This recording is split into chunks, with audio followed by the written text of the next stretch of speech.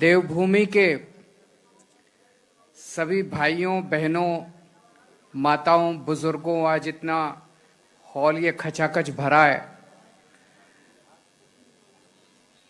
और मैं समझता हूं कि हजारों लाखों लोग टीवी के जरिए, मीडिया के जरिए, सोशल मीडिया के जरिए आज इस कार्यक्रम को भी देख रहे होंगे। उन सभी को मेरा नमस्कार, सबको मेरा प्रणाम।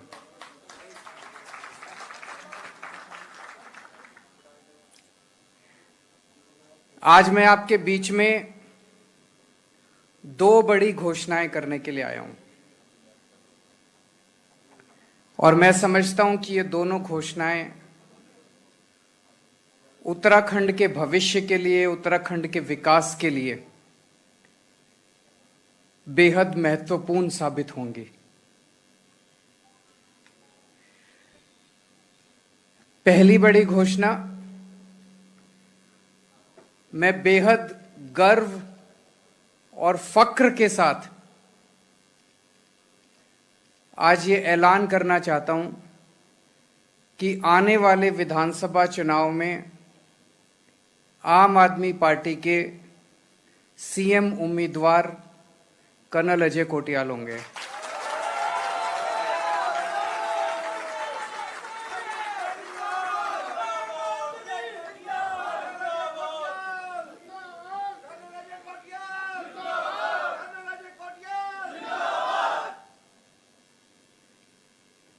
कुछ दिन पहले मनीष सिसोदिया जी आए थे। उन्होंने ऐलान किया था कि हम जनता से पूछेंगे जनता की क्या राय है।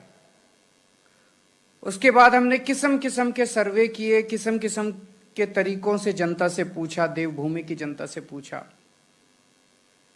कि आम आदमी पार्टी को अपना सीएम कैंडिडेट किसे बनाना चाहिए। क्या कर्नल अजय कोटियाल को सीएम कैंडिडेट बनाना चाहिए? मैं समझता हूं इतना ओवरवेलमिंग रिस्पॉन्स आया लोगों का। लोगों ने कहा जी, जब से उत्तराखंड बना है तब से लेके आज तक इन चंद पार्टियों ने और इन चंद नेताओं ने मिलके उत्तराखंड को पूरी तरह से लूट लिया। उत्तराखंड को लूटने में इन नेताओं ने कोई कसर नहीं छोड़ी। लोगों ने कहा अब हमें नेता नहीं चाहिए, बहुत हो गए नेता और बहुत हो गई पार्टियां, अब हमें एक देशभक्त फौजी चाहिए। हमें ऐसा शख्स चाहिए, ऐसा देशभक्त चाहिए, ऐसा व्यक्ति चाहिए जो अपना घर भरने की बजाय उत्तराखंड के लोगों की सोचे, उत्तराखंड के विकास के बारे में सोचे, मां भारती के बारे में सोचे।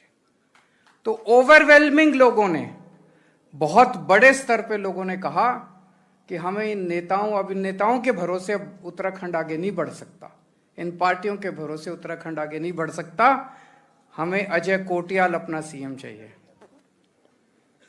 तो ये निर्णय आम आदमी पार्टी ने नहीं लिया, ये निर्णय उत्तराखंड के लोगों ने लिया है कि अजय कोटियाल साहब को आम आदमी पार्टी का सीएम कैंडिडेट बनाया जाए। अजय कोटियाल साहब वो शख्स हैं जिन्होंने फौज में रह के देश की सेवा की, अपनी जान की बाजी लगा के आतंकवादियों का सामना किया, अपनी जान की बाजी लगा के इन्होंने पाकिस्तान का सामना किया, इन्होंने देश के दुश्मनों का सामना किया। आज भी 2 गोलियां इनके शरीर के अंदर हैं, उन 2 गोलियों को ये साथ लेके घूमते हैं।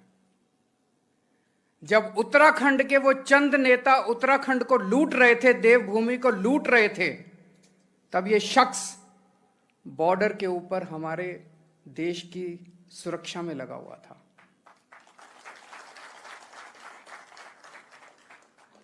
तो उत्तराखंड के लोगों को ऐसे देशभक्त की जरूरत है जो अपनी जान की परवाह किए बिना तन मन धन सब कुछ लगा के उत्तराखंड के विकास के बारे में सोच सके।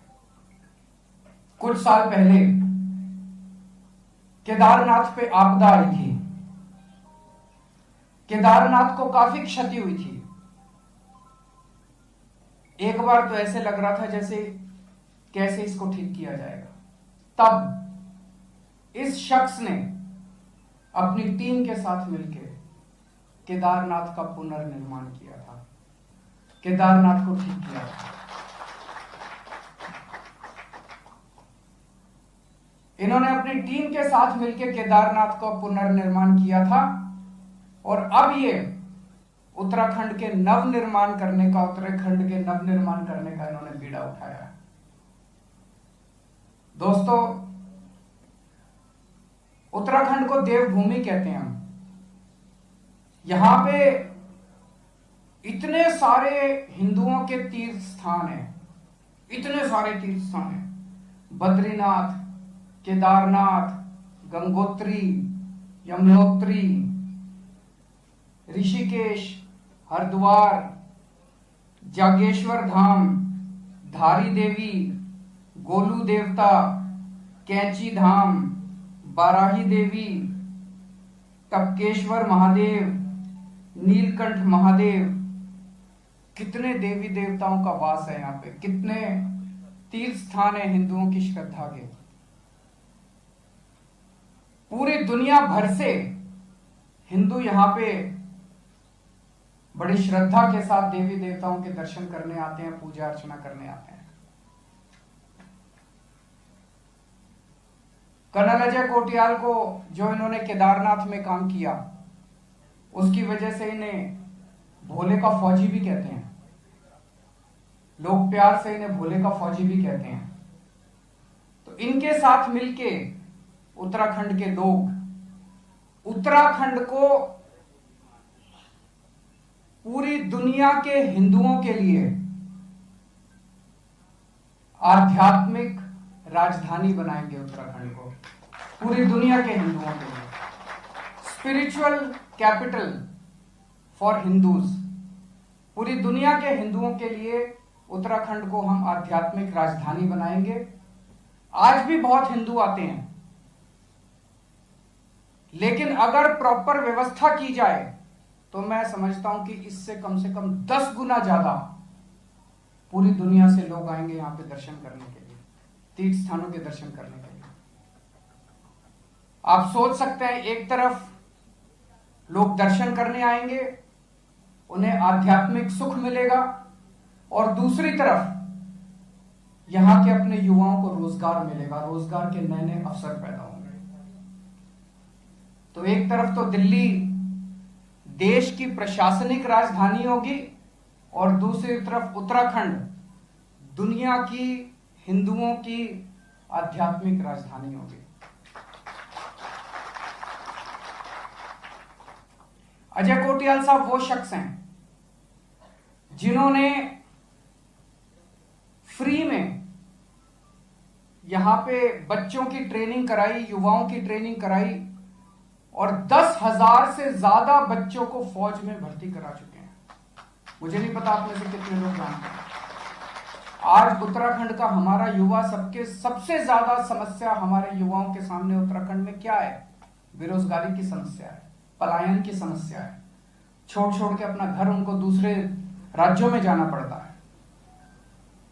ये वो शख्स है जिसको रोजगार देना आता है, ये वो शख्स है जिसको युवाओं को ट्रेन करना आता है, ये वो शख्स है जो युवाओं के सपने और उनकी जरूरतें पूरी कर सकता है।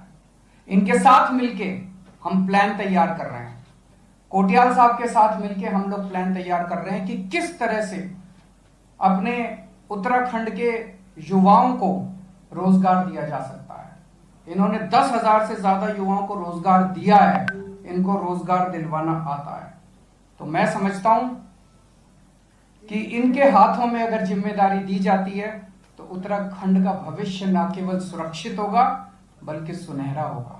तो मैं कोटियाल साहब को बहुत बहुत शुभकामनाएं देता हूं और उत्तराखंड के लोगों को बधाई देता हूं कि एक ऐसी शख्सियत को अब उत्तराखंड संभालने का मुझे पूरी उम्मीद है कि उत्तराखंड के लोग उन्हें मौका देंगे। Subscribe now and press the bell icon.